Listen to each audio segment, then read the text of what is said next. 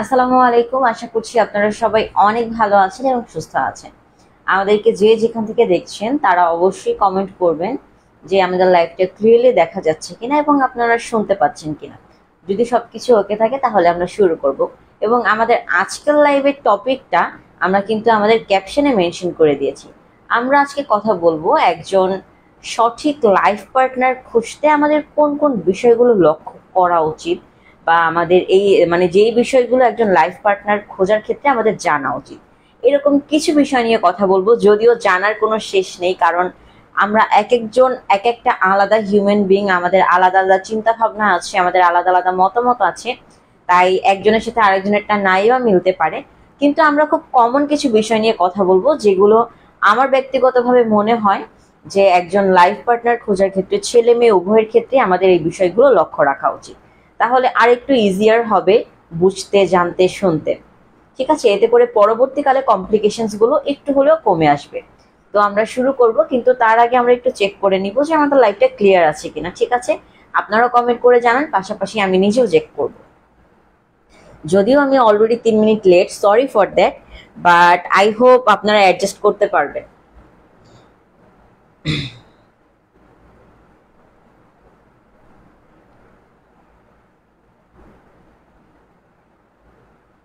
নেটওয়ার্কের সম্ভবত একটু সমস্যা করছে। আচ্ছা, কে কোথা থেকে আমাদের সাথে জয়েন হয়েছেন এবং সে সবাই কেমন আছেন সেটা একটু কমেন্ট করে জানান। আচ্ছা, এখান থেকে লাইভটা মোটামুটি ক্লিয়ার দেখা যাচ্ছে, এই যে আমি দেখতে পাচ্ছি। যেহেতু ক্লিয়ার আছে, আমরা শুরু করব। আমাদের সাথে আরো কয়েকজন একটু যুক্ত হোক।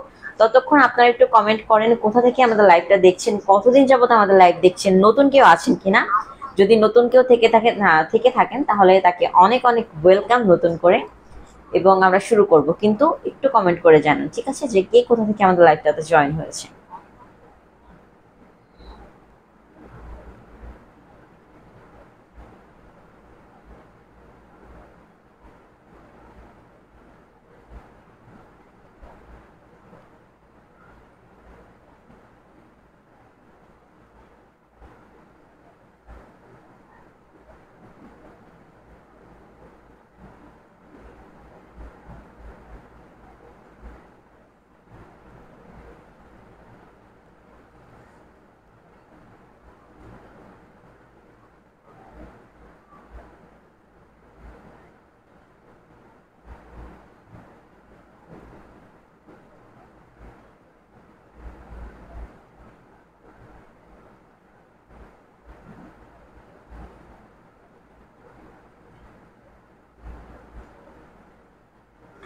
আচ্ছা, এস আলম কমেন্ট করেছেন ময়মনসিংহ থেকে, আমিনা বেগম লিখেছেন ঢাকা থেকে।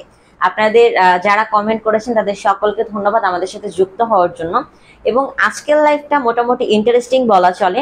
যারা গার্ডিয়ান আছেন তারাও চলে লাইভটা দেখতে পারেন এবং আপনার যে সন্তান আছে তাকে শেয়ার করে দিতে পারেন। যেহেতু আমাদের প্যারেন্টসরা বর্তমানে কিন্তু সবার হাতে মোটামুটি অ্যান্ড্রয়েড ফোন আছে, তার জন্যই তো লাইভটা দেখতে পাচ্ছেন, তাই না?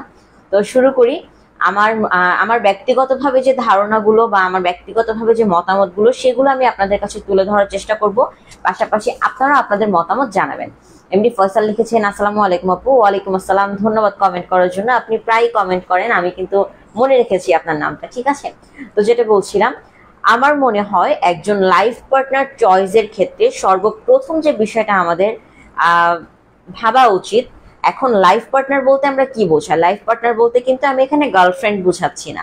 লাইফ পার্টনার বলতে আমি বোঝাতে চাচ্ছি আপনি যাকে বিয়ে করতে চলেছেন বা আপনি যার সাথে আপনার বাকি জীবনটা, লাইফ পার্টনার মানে হচ্ছে আপনার আজীবন, আপনার সারা জীবন যেটা পড়ে আছে সেটা আপনি তার সাথে কাটাতে চান, এমন একজন সঙ্গী, মানে আপনার ওয়াইফ অথবা আপনার হাজব্যান্ড।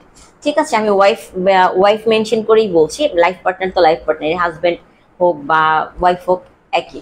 ঠিক আছে, তো যখন আপনারা বিয়ের ডিসিশন নেবেন, হোক সেটা ভালোবাসার সম্পর্ক, হোক সেটা পারিবারিক সম্পর্ক, কিংবা অন্য কোনো মাধ্যমে সম্পর্ক হোক, মানে রিলেটিভের মাধ্যমেও হয়ে থাকে, আমার মনে হয় আপনার সব সময় বিয়ের আগে তার সাথে শুধুমাত্র আপনি বিয়ের পরের জীবন নিয়ে বা আপনারা বিয়ের পরে কি করবেন, কোথায় ঘুরতে যাবেন, হানিমুন ট্রিপ কোথায় প্ল্যান করবেন, এই জিনিসগুলোর চেয়ে আপনার সবচেয়ে বেশি জরুরি জিনিসগুলো মাথায় রাখা উচিত।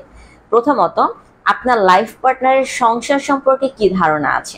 ঠিক আছে, প্রথমত এই জিনিসটা, যে সে সংসার করা নিয়ে বা সংসার নিয়ে তার ধারণা কি, তার মতামত কি, তার ভবিষ্যৎ প্ল্যানিং কি, সে বেবি প্ল্যানিং এর ক্ষেত্রে কতটা আগ্রহী আছে, তারপর তার পরিবারের সাথে তার সম্পর্ক কেমন, সে কি ধরনের ফ্যামিলি গড়তে চায়, সে কি একক পরিবারে থাকতে চায় নাকি যৌথ ফ্যামিলিতে সে অ্যাডজাস্ট করতে পারবে, পাশাপাশি হচ্ছে তার অর্থনৈতিক ধারণা কি, মানে সে অনেক উচ্চাভিলাষী কিনা।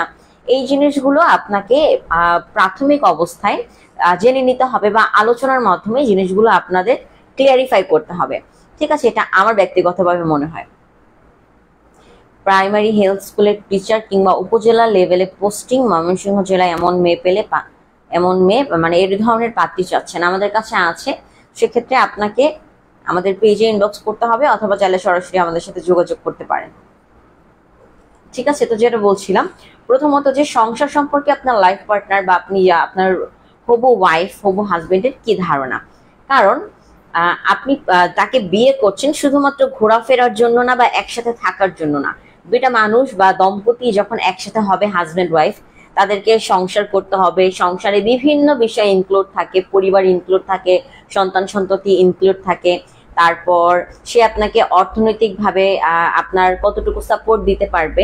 এখন কিন্তু শুধুমাত্র ছেলেদের উপরেই সংসারের অর্থনৈতিক ব্যবস্থাটা ডিপেন্ড করে না, মেয়েদের উপরেও করে। এই জন্য কথাটা বললাম, সে আপনাকে অর্থনৈতিকভাবে সাপোর্ট দিতে পারবে কিনা, তারপরে সে বাচ্চা কাচ্চা নিয়ে কি প্ল্যানিং করছে। এই জিনিসগুলো একটু আগের যুগের শুনতে হলেও মনে হলেও শোনার মতো, কিন্তু এটা কিন্তু আমাদের প্র্যাকটিক্যাল একটা জিনিস যে আসলে সে বেবি নিয়ে কি ভাবছে, পরবর্তীতে সে তার বয়স কত, সে বেবি নিতে কতটুকু আগ্রহী আছে। এই জিনিসগুলো আপনাদের ক্ল্যারিফাই করা উচিত বিয়ের আগে, যেহেতু বিয়ের পরে বিষয়গুলো যখন হঠাৎ করে আসবে, যাতে আপনাদের ধাক্কা না লাগে বা আপনারা ডিসিশনহীন মানে সিদ্ধান্তহীনতায় না ভোগেন। এই জন্যই হচ্ছে এই জিনিসগুলো ক্লিয়ার করা উচিত। তারপর আরো একটা বিষয়, সেটা হচ্ছে সে কি ধরনের পরিবার গড়তে চায়। সে কি বিয়ের পর আপনার সাথে আলাদা হয়ে যেতে চায়, নাকি আপনার পরিবারের সাথে সে অ্যাডজাস্ট করতে পারবে বা আপনার পরিবারের সাথে সে মানিয়ে নিতে পারবে। কিন্তু এখানে আমি আরো একটা কথা অ্যাড করব, একটা মেয়ের ক্ষেত্রে শুধুমাত্র কিন্তু একজন পুত্রবধূ হিসেবে বা একজন স্ত্রী হিসেবে কিন্তু তার দায়িত্বই না যে সে অ্যাডজাস্ট করবে, পরিবারেরও দায়িত্ব সেই নতুন মেয়েটার সাথে অ্যাডজাস্ট করার। ঠিক আছে, কারণ নতুন মেয়েটা এতদিন যে পরিবেশে ছিল, যাদের কাছে ছিল, তাদের থেকে একদম সম্পূর্ণ নতুন একটা পরিবেশে চলে যাবে। তো সেক্ষেত্রে আমার মনে হয় পরিবারের তখন প্রত্যেকটা মানুষের উচিত তাকেও একটু অ্যাডজাস্ট করার সময় দেওয়া, নিজেদেরও কিছু কিছু বিষয় অ্যাডজাস্ট করা। এবং আরো একটা গুরুত্বপূর্ণ বিষয়, সেটা হচ্ছে আপনার ওয়াইফ বা আপনার হাজবেন্ডের রাগ প্রকাশের ধরনটা কেমন, সে কিভাবে তার রাগটা প্রকাশ করে। এই জিনিসগুলো কি আপনারা চাইলে জেনে নিতে পারেন বা কথার মাধ্যমে, গল্পের মাধ্যমে জেনে নিতে পারেন যে আসলে আপনার রাগ হলে আপনি কিভাবে সেটা কি বলবো এটাকে এক্সপ্রেস করেন। কারণ দেখা যায় মাঝে মাঝে আমরা অনেকেই আছেন এই সমস্যাটা, সেটা হচ্ছে রিয়্যাক্ট করে ফেলি। এখন এক একজনের রিয়াকশনের ধরন কিন্তু এক এক রকম, আলাদা আলাদা। কেউ হয়তো বা কিছু মুখ দিয়ে বলে ফেলে আজে বাজে কথা, বা কেউ অ্যাকশন দিয়ে ফেলে, কোনো কিছু ভেঙে ফেলে, বা চিৎকার করে বা কান্না করে। অনেকে এক একজনের ধরন আলাদা আলাদা। এখন আপনি হঠাৎ বিয়ের পর দেখলেন যে আপনার লাইফ পার্টনার কিছু একটা ভেঙে ফেলেছে এবং সেটা আপনি নিতে পারলেন না, সহ্য করতে পারলেন না। তো এই জিনিসগুলোর জন্য আপনি যদি আগে প্রিপেয়ার থাকেন, আমার মনে হয় একটু হলেও নিজেকে সংবরণ করতে পারবেন। এবং আমি মনে করি রাগের মাথায় আমরা যাই বলি না কেন, যাই ডিসিশন নিই না কেন, ঝগড়া করি না কেন, পরবর্তীতে আমাদের সবার আফসোস হবে। আফসোস হয় যে এটা আমার আসলে ঠিক হয়নি, হয়তোবা তারও রাগ হয়ে গিয়েছিল বা আমিও রেগে মানে অতিরিক্ত রেগে গিয়েছি, এরকম মনে হয় না। তো এই জিনিসগুলো আমাদের আগে যদি আমরা ক্লিয়ার করে ফেলি, তাহলে আমার মনে হয় আমাদের অ্যাডজাস্ট করতে, আমাদের বুঝতে আরো একটু সুবিধা হবে, আমাদের মেনটেন করতে সুবিধা হবে। ঠিক আছে, এবং যেটা বলছিলাম যে অর্থনৈতিক বিষয়টা, আপনার ওয়াইফ আপনাকে কতটুকু অর্থনৈতিকভাবে হেল্প করতে পারবে বা আপনাকে মানসিকভাবে কতটুকু হেল্প করতে পারবে, সেটাও একটা বড় বিষয়। এখন মনে করেন আপনার ওয়াইফ যদি এডুকেটেড হয়, মিনিমাম গ্রাজুয়েট হয়, সেক্ষেত্রে সাপোজ আজকাল চাকরির যে অবস্থা, কোনো এমন সময় হতে পারে হঠাৎ করে ছাঁটাই করে দিল, দেশের যে পরিস্থিতি চলছে, এরকম হতে পারে না। তখন আপনার ওয়াইফের যদি একটা বেসিক স্কিল থাকে, সে যদি সেলাইয়ের কাজ জানে, বা সে যদি টিউশন করাতে পারে, বা সে যদি পাশের একটা অফিসে জব নিতে পারে, সেক্ষেত্রে আপনার সেই সময়টাতে সে কিন্তু আপনাকে হেল্প করতে পারবে। কারণ সংসারটা দুজন মানুষের মধ্যে এবং সমান সমান। ঠিক আছে, এটা একজনের উপরে যে অনেকখানি ডিপেন্ড করে বিষয়টা কিন্তু এরকমের না। তাই আমাদের সকলের উচিত এই বিষয়গুলো ক্লিয়ার করা, যে সে আপনাকে, আপনি যদি কোনো সমস্যায় পড়েন, আপনাকে কতটুকু হেল্প করতে পারবে, আপনাকে কতটুকু মানসিকভাবে সাপোর্ট দিতে পারবে, এই জিনিসগুলো জেনে নেওয়া উচিত। ঠিক আছে। আর যেটা আমি আরেকটা কথা বলছি সেটা হচ্ছে একক পরিবার, তখন যেটা বললাম যে অ্যাডজাস্ট করতে পারবে কিনা। অনেকেই বিয়ের আগে ভেবে নেন যে আমি বিয়ের পর হাজবেন্ড নিয়ে আলাদা থাকবো, আলাদা বাসায় থাকবো, আমাদের একটা প্রাইভেসি আছে। অবশ্যই প্রাইভেসি আছে, কিন্তু আমি মনে করি প্রাইভেসির পাশাপাশি পরিবারের সাপোর্ট, পরিবারের হেল্পও অনেক প্রয়োজন আছে। এই যে মনে করেন আপনি সারাদিন অফিস করে আসবেন, বা আপনার ওয়াইফ হোক বা আপনি হোক, একজন ছেলে মেয়ে দুজনের ক্ষেত্রেই অফিস করে এসে প্রতিদিন একঘেয়েমি, একভাবে কাজ করে যাওয়া, একভাবে ঘর পরিষ্কার করা, একই আলাপ আলোচনা, একই খাবার দাবার, এই জিনিসগুলো লাইফ আসলে বোরিংনেস নিয়ে আসে। তো এই বোরিংনেসটা কাটানোর জন্য হলেও কিন্তু আমাদের পরিবারকে আমাদের পাশে রাখা উচিত, আমাদের পরিবারের সাথে থাকা উচিত। কারণ আপনি মনে করেন যে সাপোজ আপনার বোনের সাথে, আপনার হাজবেন্ডের সাথে আপনার ঝগড়া হলো বা একটু কথা কাটাকাটি হলো, আপনি পাশের রুমে গিয়ে আপনার ননদের সাথে, আপনার শাশুড়ির সাথে বা যেই থাকুক না কেন তার সাথে একটু কথা বলে আপনার স্ট্রেসটা আউট হবে, স্ট্রেসটা একটু কম হবে। ঠিক আছে, এরকম কিন্তু হয়। তো আমাদের উচিত এই জিনিসগুলো ক্লিয়ার করা। ঠিক আছে। এবং বেবির বিষয়ে যেটা বলছিলাম, বেবিটা আমরা কিন্তু সবাই বিয়ের পর কি করি, আমরা চিন্তা করি যে আমাদের একটা বাচ্চা কাচ্চা হবে, আমাদের সংসারটা বড় হবে, আমাদের পরিবারটা বড় হবে, এভাবে কিন্তু আমরা প্ল্যান করি। এখন আপনি মনে করছেন, আপনি হয়তো মনে মনে একা একাই ডিসিশন নিয়ে ফেলেছেন যে আপনি বিয়ের পরের বছরই বেবি প্ল্যানিং করতে চাচ্ছেন, কিন্তু আপনার ওয়াইফ সে হয়তো এটার জন্য প্রস্তুত না। তাই আপনি যদি বিয়ের আগে জিনিসটা ক্লিয়ার করে নেন বা দুজনের আন্ডারস্ট্যান্ডিংটা ভালোভাবে করে নেন, সেক্ষেত্রে বিয়ের পর আপনাকে এরকম কোনো সিচুয়েশনেই পড়তে হবে না যার জন্য আপনাদের ভিতর ঝামেলা হতে পারে। তো এই বেসিক জিনিসগুলো আপনারা যদি ক্লিয়ার করে নেন নিজেদের মধ্যে, আমি মনে করি সবচেয়ে বেটার এবং সবচেয়ে উপযুক্ত হবে। ঠিক আছে। আচ্ছা, অনেকক্ষণ আমি একা একা কথা বলেছি, আপনারাও একটু কমেন্ট করে জানাবেন আমি যে কথাগুলো বললাম তার সাথে আপনারা একমত কিনা। যদি একমত হয়ে থাকেন অবশ্যই কমেন্ট করে জানাবেন। এবং আপনারা যারা পাত্রপাত্রী খুঁজছেন নিজের জন্য, তারা চাইলে আমাদের সাথে সরাসরি যোগাযোগ করতে পারেন, আমাদের অফিস ভিজিটের মাধ্যমে আমাদের সাথে ওভার কলে যুক্ত হতে পারেন, আমাদের পেজের মাধ্যমে, অনলাইনে প্রোফাইল করে, ওয়েবসাইটের মাধ্যমে অনলাইন প্রোফাইল করে সার্ভিস নিতে পারবেন। আচ্ছা, আমরা কিন্তু শুধুমাত্র বাংলাদেশেই না, দেশের বাইরেও আমরা সার্ভিস প্রোভাইড করে থাকি।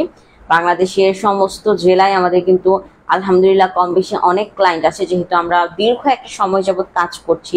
আমাদের অভিজ্ঞ ম্যাচ মেকিং টিমও আছে, মানে সার্ভিস টিম, যারা আপনাদের জন্য মানে অনেক দক্ষ ম্যাচ মেকাররা আছে, যারা আপনাদের জন্য 24/7 আছে এবং আপনাদেরকে সার্ভিস দেওয়ার জন্যই তাদেরকে নিয়োজিত করা হয়েছে। ঠিক আছে।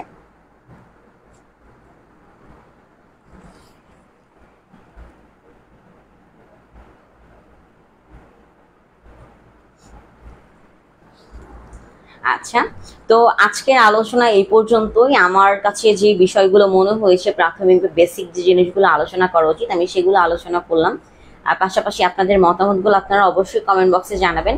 আজকের লাইভটা আমি এই পর্যন্তই রাখতে চাচ্ছি, দেখা হবে পরবর্তী কোনো লাইভে। সেই পর্যন্ত সবাই সুস্থ থাকবেন, ভালো থাকবেন এবং আমাদের জন্য অনেক দোয়া করবেন। পাশাপাশি যারা এই যে আমাদের দেশের দুর্যোগের ভিতরে যারা পড়েছে, যারা অনেক বিপদে আছে, বন্যার্তরা, তাদের জন্য আমরা সবাই দোয়া করব এবং যার যার সাধ্যমতো চেষ্টা করব হেল্প করার জন্য।